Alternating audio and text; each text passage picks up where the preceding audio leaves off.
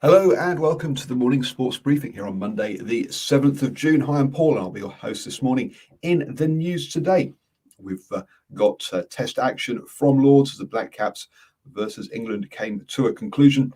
We've also got NRL action in the shortened or truncated round due to the State of Origin on Wednesday. Got the last A-League game of the regular season, as well as NBA, NBL, and Sal's NBL basketball action. We also have netball action in the ANZ Premiership, golf across PGA Tour, European Tour, and the second women's major of the year in the LPGA, as well as the Formula One result from Azerbaijan. This is your best way to start the day up to speed with all of the important sports news. And also, I forgot to mention, we've got Trans-Tasman Rugby as well.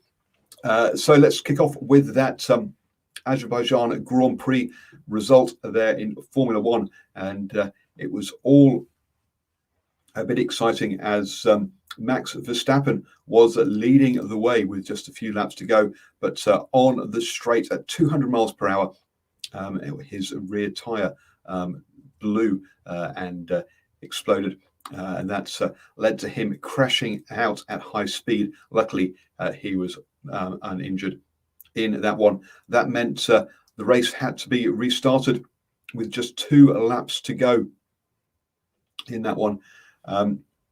Hamilton then got the jump on Perez, but locked up his tyres going into that first corner.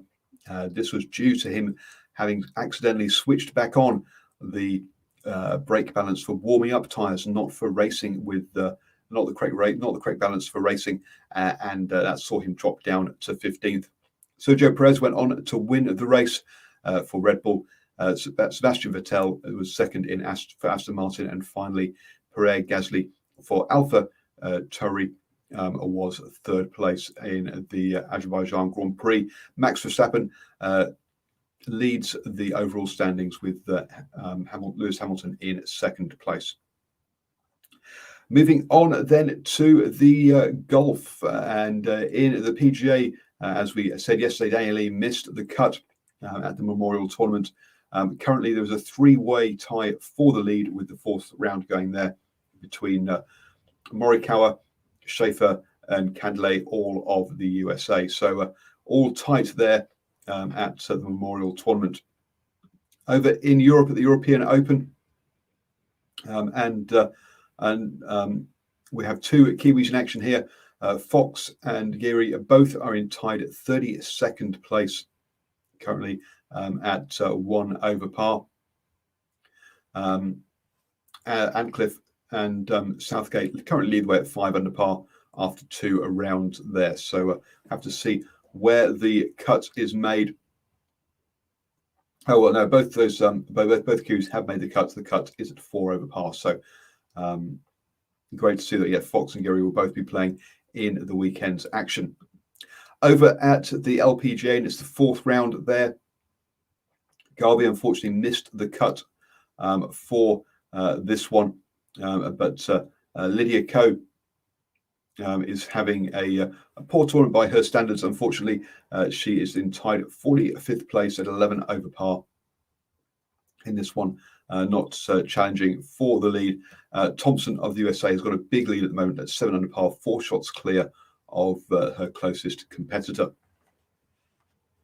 In the netball then, after the Tactics beat the Pulse on Saturday night, we had 2 games yesterday. An absolute thriller between the Steel and the Magic, with the Steel winning with the last play of the game to win 59-58. The Magic seeking their 2nd win of the season. They're just coming up short. Up in Auckland, and we had a top of the table clash as the Mystics beat the Stars 63-60.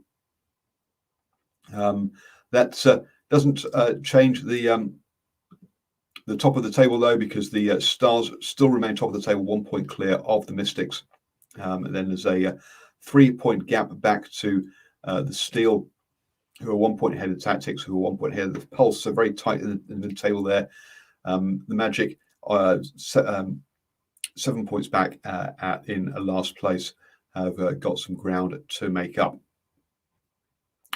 Over in the basketball and in the NBA, round 2 of the playoffs have started. The Nets have beaten the Bucks 115-107 to take a 1-0 lead in their series. We still have got one more game today in the round 1 with the Clippers versus Mavericks series taken to game 7. So that'll decide who goes through to face the Utah Jazz in the second round there on the western side of things. Over in the NBL, and Melbourne United beat the 36ers 102-80 yesterday. Melbourne United at top of the table, unsurprising there with that win. Tomorrow, this looks like the final game of the regular season as the Bullets take on the Southeast Melbourne Phoenix before we head into the finals there. In the NZNBL, and 2 games yesterday as the 2 Auckland teams went on the road. The Auckland Huskies headed down to the Hawke's Bay Hawks and came up short 80-75, the Hawks winning that one. And the Franklin Bulls went down to New Plymouth to take on Manawatu Jets. And not New Plymouth, sorry, Palmerston North. What am I talking about? Went down to Palmerston North to take on Manawatu Jets. The Manawatu Jets have got a big win there, 118-86. Manawatu Jets starting to play up to the level of their roster. Really had a poor start to the season there, but coming away there with the win.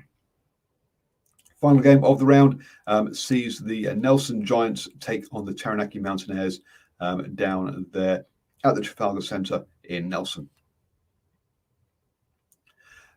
From a table point of view, then, what does that mean? It means the Southern Sharks are still leading the Saints by 2 points. From the Saints, have got 3 games in hand there. The Hawks up into third place, currently ahead of the Nuggets.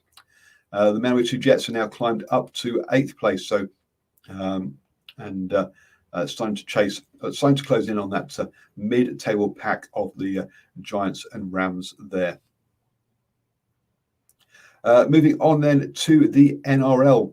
And just the one game yesterday, which was an absolute blowout as the Eels beat the Knights 40-4. Do join the boys in the Standoff show at 8 p.m. on Wednesday. They'll review the 4 games from this weekend, as well as preview the State of Origin, which kicks off straight after their show. And you can also watch that State of Origin on free-to-air on a TV3 here in New Zealand. In the A-League, we're coming to the close there, and Melbourne Victory fought out a 1-1 draw with Melbourne City, seeing Victory climb up into 11th, just off the bottom there. Melbourne City already have clinched top of the table going into the finals. There is 1 game left to play between Melbourne City and Newcastle Jets, but it doesn't impact anything. I think they're going to just abandon that game and head straight into the elimination finals, which sees the Central Coast Mariners take on Macarthur FC and Brisbane Roar take on Adelaide United on Saturday and Sunday this coming weekend. In the rugby, and yesterday we had just the solitary game as the Chiefs hosted the Rebels in Sydney due to the COVID restrictions around travel to Melbourne. The game had to be moved from Hamilton to Sydney. The Chiefs over there won the game 36-26. It was 19 all at half time. But the Chiefs had taken a 19-0 lead only for the Rebels to pull them back. So the Rebels showing some real grit in this game. But in the second half, the Chiefs always looked like they were going to win it, but didn't do enough for the try bonus point there in that one. And they are now out of the running. We all knew they're out of the running for the final. The final's probably going to come down to two teams from these 3, with the Blues, the Highlanders and Crusaders, all with perfect records so far. The Blues for a 1-point lead over the Highlanders and Crusaders. currently going into the final round of games for the regular season in the Super Rugby Trans-Tasman. Finally, moving on to the cricket then, and this anticipated Test match at Lords. Unfortunately, with that third day rained out, it was always going to be a struggle to get a result here. New Zealand in their second innings scored 169 for 6 declared, putting England in. But England battered out the day, scoring 170 for 3 to draw the Test match. Don Sibley with 60 from 207 balls there, battered through the innings, getting some good partnerships with Root and Ollie Pope to see the day out. There with that one, they were over 100 short of their target, so clearly they were not. There's no chance of New Zealand losing that one. Devon Conway got player of the match, obviously for his double century in that first innings. So match drawn in that one. Unfortunately, the weather having an impact there. You have now started the day the best way to with all the important sports news. Hope you have a cracking start. So actually, it's Queen's birthday weekend, so we're still having a great long weekend. And despite all of the wet weather that we're having here in New Zealand.